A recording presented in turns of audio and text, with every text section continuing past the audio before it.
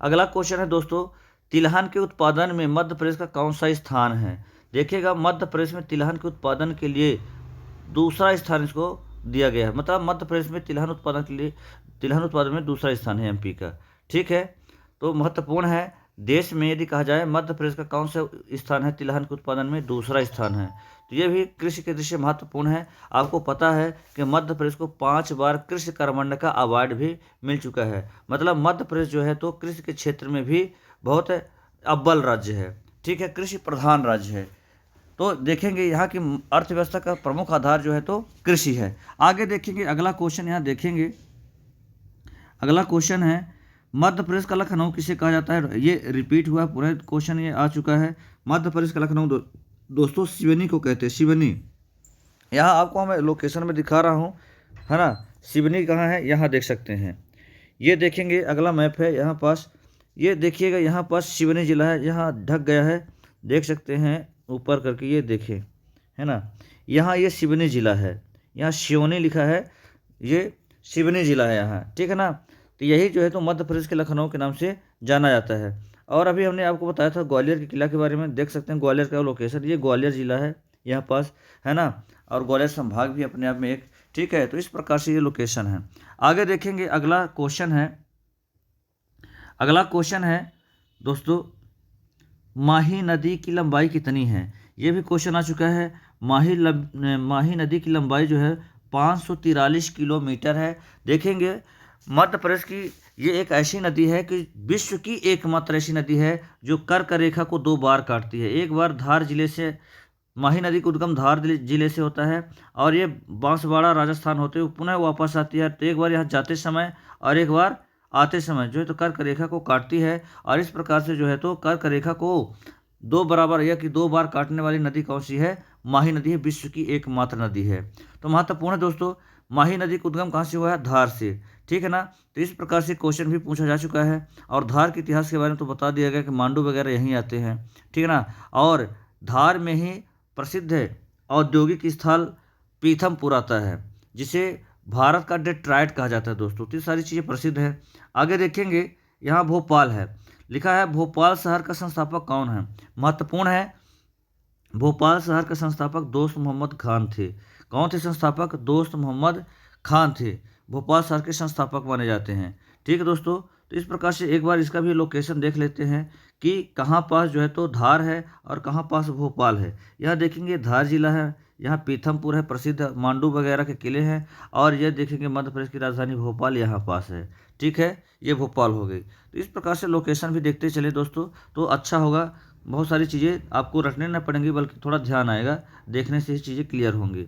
आगे देखेंगे, अगला क्वेश्चन है यहाँ पर देखेंगे, मालवा में स्वतंत्र मुस्लिम शासन का संस्थापक कौन था।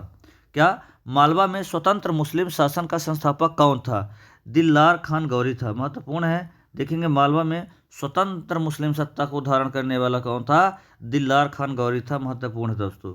ठीक है, अगला क्वेश्चन है, शहीदों का मेला कहाँ लगता है। देखेंगे दोस्तों, शहीदों का मेला गुना जिला में लगता है। वैसे कई बार आपको सनाबद खरगोन में भी मिलता है। तो मध्य प्रदेश में 2-3 प्लेस ऐसे हैं जहां शहीदों का मेला लगता है। एक तो गुना है, दूसरा सनाबद जो है तो खरगोन में भी जो है तो शहीदों का मेला लगता है।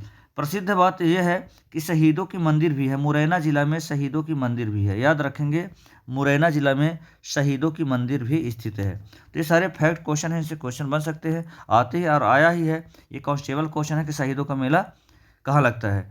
देखेंगे, यहाँ देख सकते हैं मैप के माध्यम से, ये गुना जिला यहाँ पास है ना। ये गुना जिला है ना। गुना में जो है तो शहीदों का मेला लगता है। ये मुरैना है, यहाँ मुरैना लिखा हुआ है, मुरैना में जो है तो शहीदों की मंदिर स्थित है।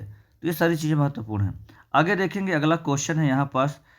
अगला क्वेश्चन है, नेपनगर नेपनगर मिल की स्थापना। देखेंगे, बुरहानपुर जिले में नेपनगर एक औद्योगिक स्थल है, कह सकते हैं। बुरहानपुर में जो औद्योगिक प्लेस कौन सा है, नेपनगर, जहां अखबारी कागज छपते हैं। तो यहाँ कागज की मिल है दोस्तों, नेपनगर में। कहा जा रहा है कि अखबारी मिल, नेपनगर में कागज मिल की स्थापना कभी, कुछ ऐसा क्वेश्चन होगा।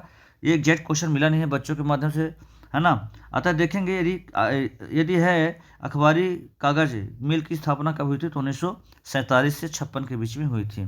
ठीक है, 1947 से 56 के बीच में जो है तो नेपनगर मिल की स्थापना हुई थी। अगला क्वेश्चन देखेंगे यही पास जो है तो हिंडोला महल, पुनः देखिए धार के इतिहास से क्वेश्चन बना है ना। हिंडोला महल कहाँ है दोस्तों? मांडू में है, धार जिला में है।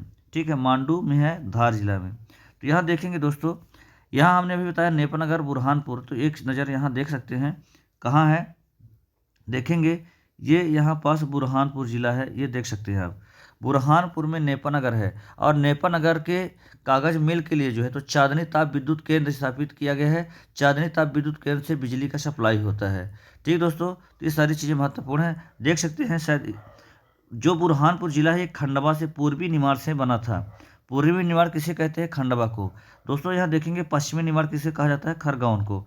तो यहाँ से यदि दिशा देखेंगे, याद कैसे करना है, पूर्वी निमाड़ और पश्चिमी निमाड़ से संबंधित भी क्वेश्चन पूछे जाते हैं। तो देखिएगा यहाँ से यदि कहा जाए तो ये यहाँ उत्तर माना जाएगा, ये दक्षिण होगा, और इधर पूरब है और ये पश्चिम है। तो देखेंगे दोस्तों, चूंकि खंडवा पूरब की ओर है इसलिए इसको पूर्वी निमाड़ कहा जाता है, और खरगोन पश्चिम है की ओर है इसलिए इसको पश्चिमी निमाड़ कहा जाता है। ये निमाड़ अंचल है टोटल, ये जो क्षेत्र है निमाड़ के नाम से जाना जाता है। क्या? ये जो क्षेत्र है, ये क्षेत्र निमाड़ अंचल के नाम से जाना जाता था। पहले देखेंगे निमाड़ का प्राचीन नाम था अनूप, जो कि खंडवा के नाम से जाना, फिर खंडवा के नाम से जाना गया, पूर्वी निमाड़ कहा गया, और पूर्वी निमाड़ फिर उसके बाद देखेंगे यह खरगोन है, पश्चिमी निमाड़ बना। फिर देखेंगे खंडवा से ही बुरहानपुर जिले का गठन किया गया, और खरगोन से जो है तो बड़वानी जिले का गठन किया गया। इस समय निमाड़ अंचल में 4 जिले आते हैं। तो ये सारी चीज़ें जानने लायक दोस्तों हैं, महत्वपूर्ण है। और खंडवा खरगोन को क्या दोस्तों? खंडवा खरगोन को मध्य प्रदेश के 2 सुनहरे जिले कहा जाता है। ये किस लिए कहा जाता है? गोल्डन सिटी इसलिए कहा जाता है इनको, कपास के उत्पादन के लिए। मध्य प्रदेश के ये दोनों जिले, खंडवा खरगोन जिले जो है तो कपास के उत्पादन के लिए जाने जाते हैं। देखेंगे अगला क्वेश्चन है, महत्वपूर्ण है, नवग्रह मेला कहाँ लगता है? नवग्रह मेला दोस्तों खरगोन में लगता है। अभी हम दिखा ही रहे थे खरगोन को, है ना। नवग्रह मेला जो है तो कहाँ लगता है? खरगोन जिला में लगता है। देखेंगे खरगोन कहाँ? ये है खरगोन, है ना। नवग्रह का मेला जो है तो खरगोन जिले में लगता है। यहीं पास देखेंगे खरगोन में अहिल्या घाट भी है नर्मदा नदी में, और पेशवा घाट भी है। यहाँ बाजीराव पेशवा की समाधि भी है, तो काफ़ी प्रसिद्ध है। अहिल्याबाई होलकर ने जो है तो महेश्वर की अपनी राजधानी भी बनाया था, है ना। तो ये सारी चीज़ें प्रसिद्ध है महेश्वर के बारे में।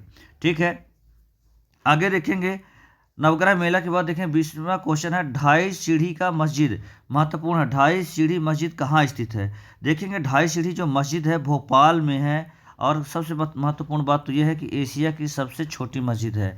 दोस्तों आपको ज्ञात होगा कि भारत की सबसे, यह कह सकते हैं भारत में, हाँ, बैठक व्यवस्था के आधार पर भारत की सबसे बड़ी मस्जिद कौन सी है? ताजुल मस्जिद है भोपाल में, बैठक व्यवस्था के हिसाब से। लेकिन यदि कहा जाए कि एशिया की सबसे छोटी मस्जिद कहाँ है, तो भोपाल में है। कौन सी मस्जिद है? ढाई दिन की मस्जिद। देखिए ढाई सीढ़ी मस्जिद, सॉरी, ढाई सीढ़ी मस्जिद कहाँ है? भोपाल में है, और यह एशिया की सबसे छोटी मस्जिद है। तो ये भी महत्वपूर्ण है दोस्तों।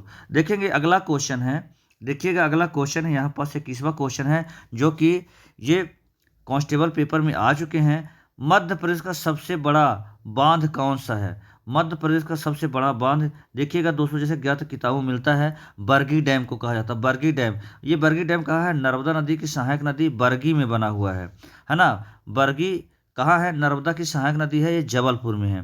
तो जो बरगी डैम है कहाँ बना हुआ है? जबलपुर में बना है। वर्तमान में कह सकते हैं मध्य प्रदेश का सबसे बड़ा बांध है, ठीक है, बरगी डैम। तो इस प्रकार से क्वेश्चन पूछे जा रहे हैं। देखेंगे ये नर्मदा की एक सहायक नदी है। अगला क्वेश्चन है, देखेंगे मध्य प्रदेश की दक्षिण की ओर बहने वाली नदी।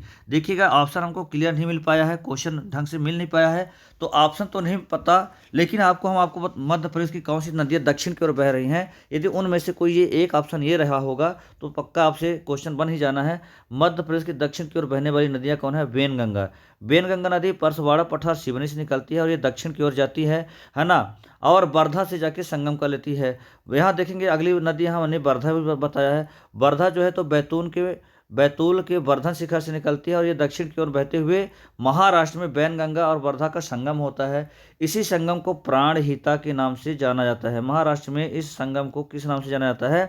प्राणहिता के नाम से जाना जाता है। और आगे वैनगंगा जाकर के गोदावरी नदी में मिल जाती है। और इस प्रकार से ये नदियाँ जो है तो गोदावरी नदी तंत्र की नदियाँ हैं, तो महत्वपूर्ण हैं। मध्य प्रदेश में गोदावरी नदी तंत्र भी है। जिस प्रकार गंगा नदी तंत्र है मध्य प्रदेश में, इसी प्रकार गोदावरी नदी तंत्र भी है। ठीक है, तो दक्षिण की ओर ये पहली वाली नदियाँ कौन कौन सी, हमने बताया कि बैनगंगा नदी जो है तो सिवनी के परसवाड़ा पठार से निकलती है। बावनथड़ी नदी जो है तो कहाँ से, बालाघाट से निकलती है दोस्तों, बालाघाट से बावनथड़ी, और ये भी दक्षिण की ओर बहने वाली नदी है। और फिर अगली नदी कौन सी है, बैतूल से वर्धा नदी निकलती है, वर्धन शिखर से निकलती है। तो ये लिखा है दक्षिण की ओर बहने वाली ये नदियाँ हैं, यह गोदावरी नदी तंत्र की नदियाँ हैं। तो दोस्तों आज के क्वेश्चन के बारे में हम लोगों ने देखा है। देखिएगा 11 जनवरी 2022 से संबंधित जो जो कांस्टेबल के पेपर में क्वेश्चन आए थे उनका हमने एनालिसिस किया है। अब आपको इसी हिसाब से आपको अपनी तैयारी करना है। हर दिन के हम वीडियो दोस्तों लाएंगे और कुछ ना कुछ इनके बैकग्राउंड के बारे में मैं बताता रहूँगा, तो क्लियर होता जाएगा। दोस्तों वीडियो को लाइक करें, सब्सक्राइब करें और धन्यवाद। दोस्तों धन्यवाद।